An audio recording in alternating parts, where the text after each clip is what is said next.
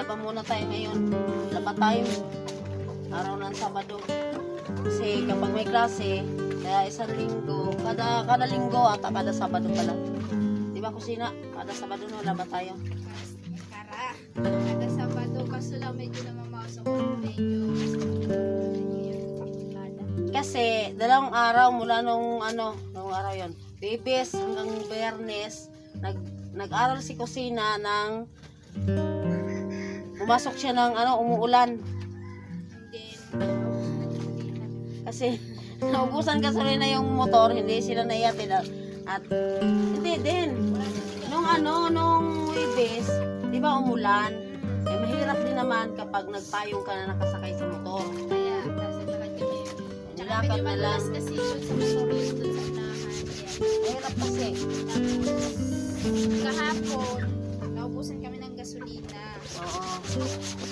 Kaya Ang dami hindi- kasi project ko kaya ayun. Pero hindi ko ng project. Kaya yan ang resulta ng Resulta ng pagka masipag mag-aral, ayan, nagkakasakit. paulan-ulan niya. Ayaw kasi mag-absent. Baka po magaya sa dati pa, kaya hindi ako nag-absent kahit umulan. Pumunta ako, tapos ayun tuloy. Lumakas ang ulan dito, dalawang araw eh. Pasunod. Mula nung Webes. Bawal po tayo mag-absent. Bawal din mag-absent ng ano lang, hanggang 3 absent ka lang. Tapos, papatawag ka. Oo naman. Bawal talaga yan. Lalo na sa mga porkes. Di lalo na daw dun sa balimpasin. Shout out nga pala sa mga mga naglalaba ngayon.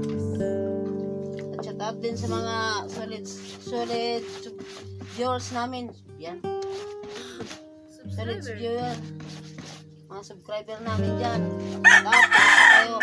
At pasensya na, minsan lang kami makapag-upload kasi nga busy talaga kami. Sobra. At yan nyo, i-vlog namin ni Kainting yung ginagawa namin sa araw-araw na may klase sila. Kasi nandun kami sa pastuhan. Alaga ng mga hayop namin. Meron kasing kalabaw na pinaalagaan. Ay sayang naman, may malawak naman yung pwedeng makainan ng dito ng kalabaw. Kaya nilagaan na lang namin. Meron ko sa kanya. Sayang yan.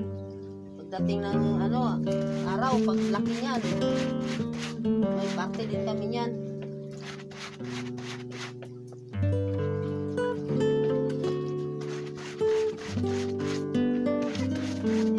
Sa bukid talaga, masipag ka lang mag-alaga.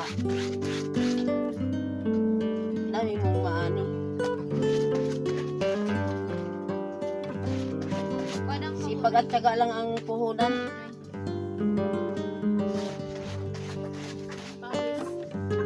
Oo na nga. Tulad nito. Ang paglalaban natin. Sipag lang talaga ko.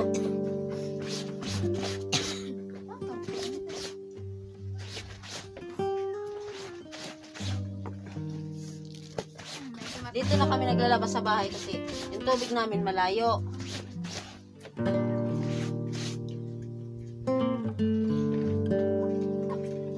Balik ka din.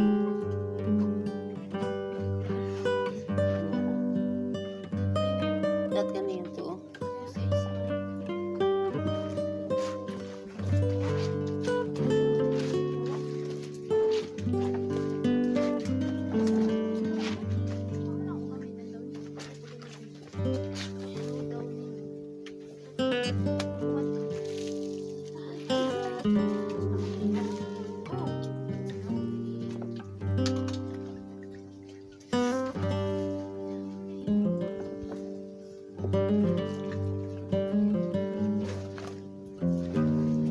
Kailangan madaling araw pa lang na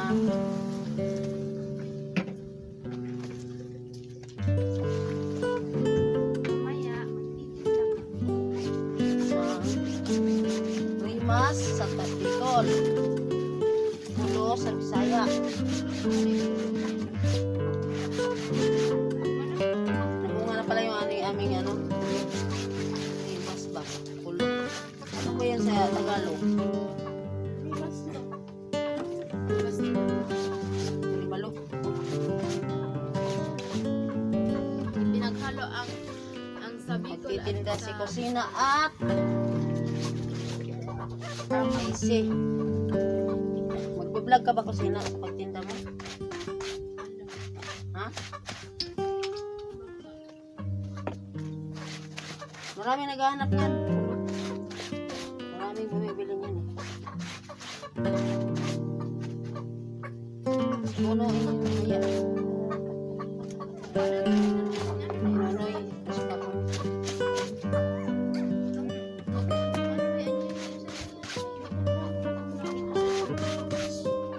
Ang mga labahan ng mga sapatos, sana, iluwas na ninyo.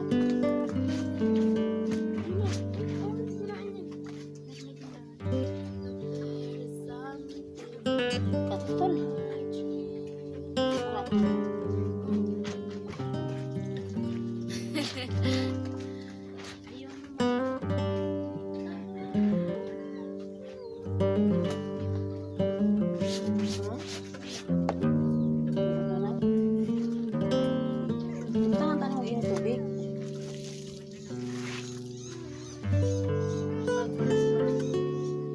Okay, ang ito dapat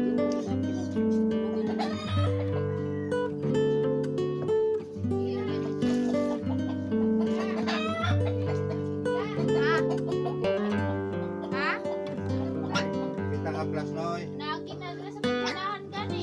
Noy. Kita ka plus.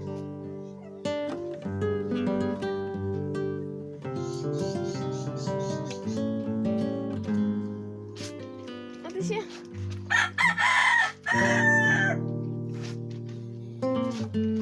yeah, kainting ang dami na labahan namin, nasampay na yung iba, yun na.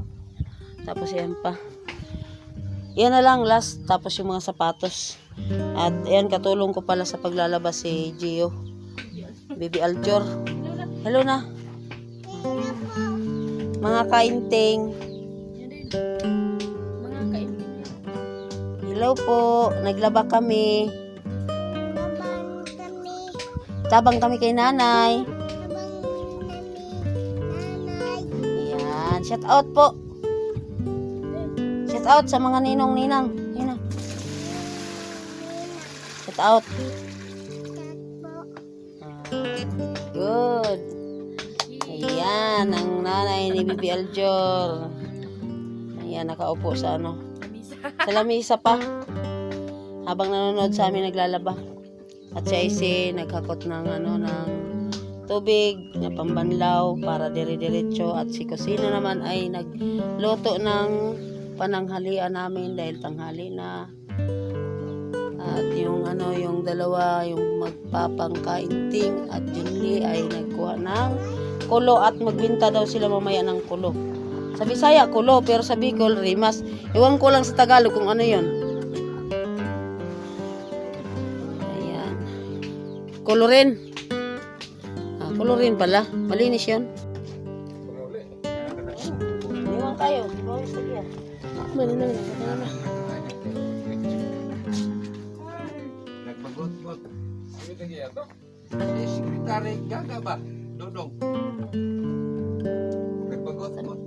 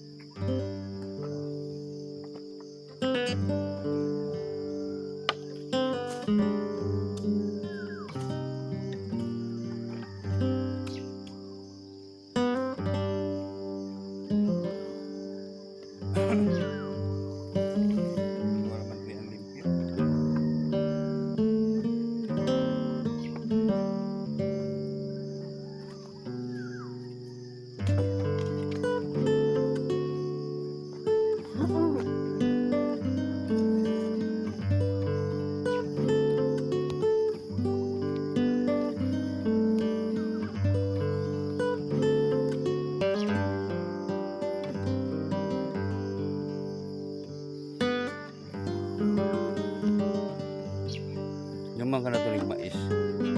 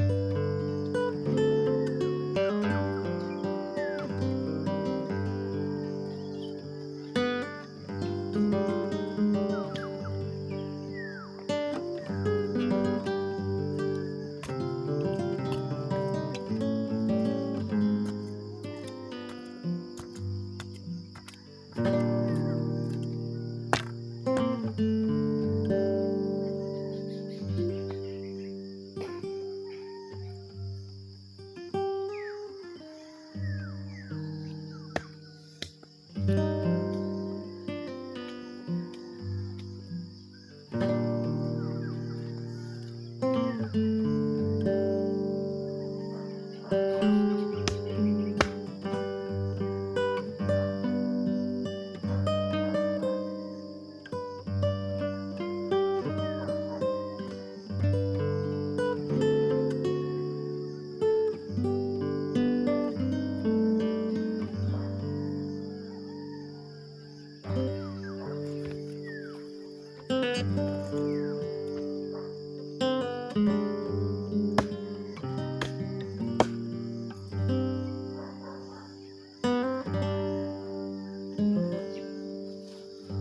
Kambing na yan.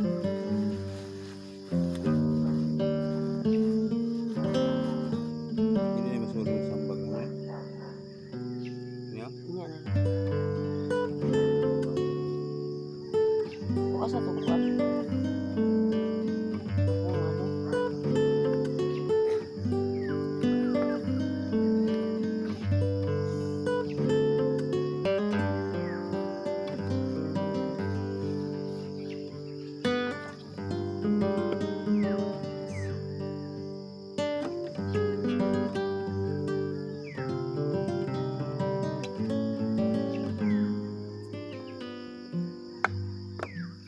Ano?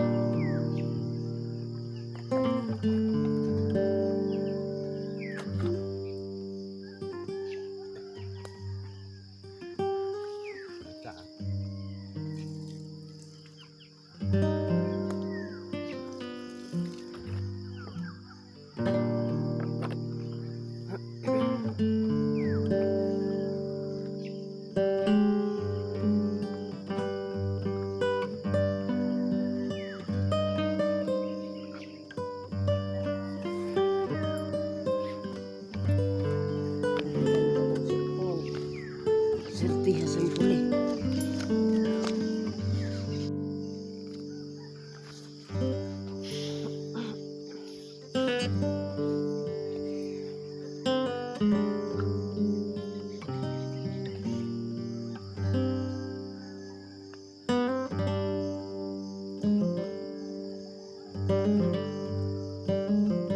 Umitanong ko diya ah. Paninggi ko ang kasama ko ng mga pinipili ko lang. Puro ko lang.